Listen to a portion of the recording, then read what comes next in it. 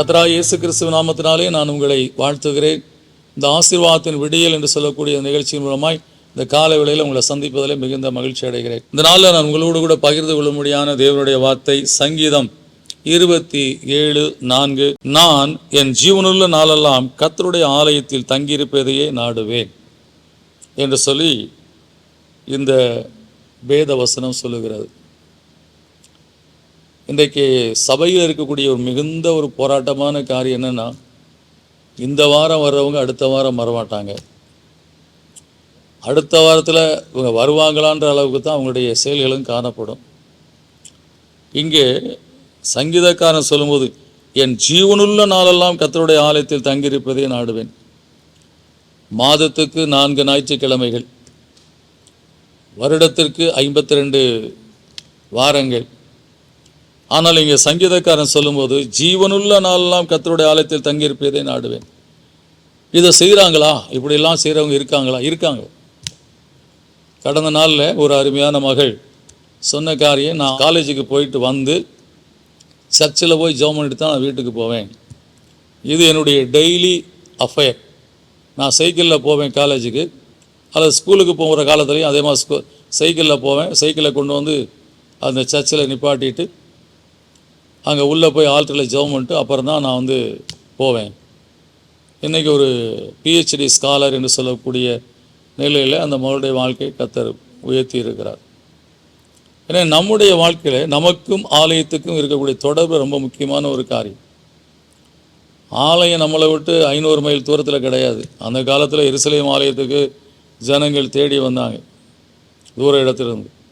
நம்ம அமைத்திருக்கிற அமைப்புகளே எப்படிப்பட்டது என்று சொன்னால், ஆலயம் இருக்குன்னா அந்த சுற்றி தான் நம்முடைய மினிமம் ஒரு 5 அல்லது 7 கிலோமீட்டருக்குள்ளேயே நம்ம வீடுகள், சிலர் ஒரு வேளை 10 கிலோமீட்டருக்குள்ளே இருக்கக்கூடிய தூரத்தில் இருக்குது. அதுக்கு கர்த்தர் கார் வாங்கி கொடுத்துருக்காரு, வண்டி வாங்கி கொடுத்துருக்காரு, 2 வீலர் வாங்கி கொடுத்துருக்கிறாரு. ஆனால் நம்முடைய வாழ்க்கையில் என்ன பண்ணுறது கிடையாது. அந்த வாரத்தில் ஒரு நாள் ஞாயிற்றுக்கிழமை அன்றைக்கும் ஆலயத்துக்கு வர்றது கிடையாது. இப்படி நம்முடைய வாழ்க்கையில் நாம் வாழ்ந்து கொண்டிருக்கிற அந்த காரியத்தின் நிமித்தமாய் அநேகருடைய வாழ்க்கையில் ஆசீர்வாத குறைவுகளோடு காணப்படுகிறார். ஆனால் அவர்களுடைய குறைவுகளெல்லாம் பாஸ்டர் நமக்காக நல்லா ஜெபிக்கலை. ஒரு வாரத்தில் ஒரு நாளில் 2 மணி நேரம் ஆலயத்தில் ஸ்பெண்ட் பண்ண முடியாத ஒரு நிலையில் நம்முடைய வாழ்க்கை, மிஞ்சி போனால் ஒரு 3 மணி நேரம் ஸ்பெண்ட் பண்ண முடியாத நிலையில் இருக்கிறோம். ஆனால் கர்த்தர் நமக்காக தன்னுடைய சொந்த குமாரனை கொடுத்தாரே, அவர் மற்ற எல்லாத்தையும் எனக்கு கொடுப்பார் என்று சொல்லி தினந்தோறும் ஆலயத்தில் போய் ஒரு நன்றி செலுத்தி, ஆண்டவரே எனக்காக என்னுடைய சொந்த குமாரனை கொடுத்த நீர் எல்லாவற்றையும் எனக்கு கொடுக்க உண்மையுள்ளவராக இருக்கிறேன், உண்மை நான் துதிக்கிறேன். இயேசு கிறிஸ்து உயிரோடு இருக்கிறார், அவரை என் சொந்த ரட்சகராக ஏற்றுக்கொண்டு இருக்க என்னை ஆசீர்வதியும் சொல்லி ஒரு 2 செகண்டு கூட கிடையாது இந்த ப்ரேயர். இதை பண்ணிவிட்டு நம்ம ஆலயத்தில் முழங்கால் போட்டு ஜெபித்துட்டு இந்த ஜெபத்தை சொல்லிவிட்டு நம்ம எந்திரிச்சு போனோம்னாலே வாழ்நாளெல்லாம் ஆசீர்வாதமாக இருக்க முடியாது, ஆசீர்வதிப்பார்.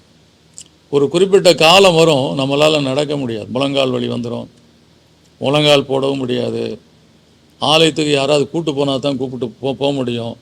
அந்த காலங்கள்லாம் வருவதற்கு முன்பாக நாம் நன்றாக இருக்கும்போது இந்த காரியங்களை செய்வோம் சொன்னால் நாம் வாழ்நாளெல்லாம் நன்றாக இருக்கும்படியாக காரியத்தை கர்த்தரும் செய்ய உண்மையுள்ளவராக இருக்கிறார். அல்லேலூயா. எனவே கர்த்தருடைய ஆலயத்திலேயே தங்கியிருப்பதை நாடுவேன் சங்கீதக்காரன் சொல்கிறான். அது உங்களால் முடியாது. குறைஞ்சபட்சம் ஞாயிற்றுக்கிழமையாவது கர்த்தருடைய ஆலயத்தில் போய் முழங்கால் படியிட்டு ஜெபித்து ஆராதித்து வார்த்தையை கேட்டு இதன்படி நடக்க எனக்கு ஆவியான ஒத்தாசையை தாருமை சொல்லிவிட்டு வந்தோம்னு சொன்னால் நம்முடைய வாழ்க்கை நிச்சயமாக ஆசீர்வாதமாக இருக்கும். நாம் கர்த்தரிடத்தில் ஒப்பு கொடுத்து ஜெபிப்போம்.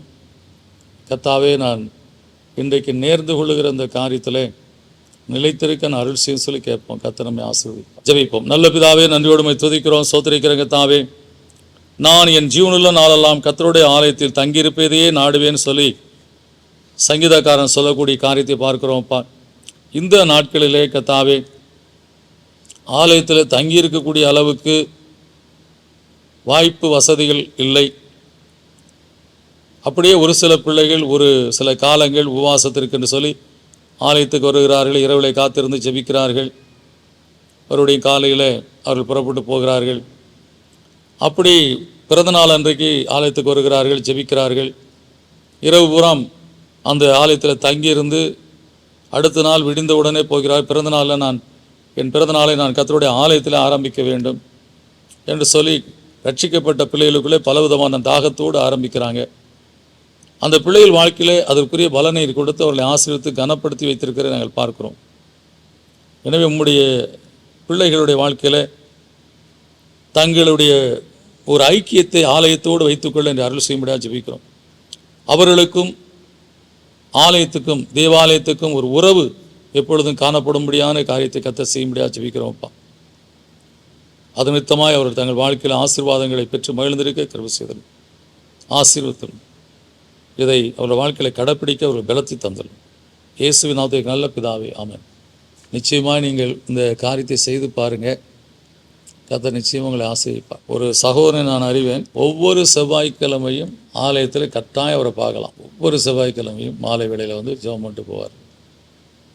அது அவர் நேர்ந்து கொண்ட ஒரு காரியம். கர்த்தர் அவரை ஆசீர்வித்து அவருடைய வாழ்க்கையில் பலவிதமான பிரச்சனைகள் வந்து எத்தனையோ காரியங்களை இழந்து விட்டார். மறுபடியும் எழுந்து நிமிர்ந்து நிற்க முடியாத காரியத்தை கர்த்தர் செய்தார். எனவே உங்களுடைய வாழ்க்கை ஆலயத்தோடு ஒரு இணைக்கப்பட்ட ஒரு வாழ்க்கையாக இருக்கட்டும். அது உங்கள் வாழ்க்கையில் ஆசீர்வாதத்தை கொண்டு வருவதை நீங்கள் காண்பீர்கள். God bless you.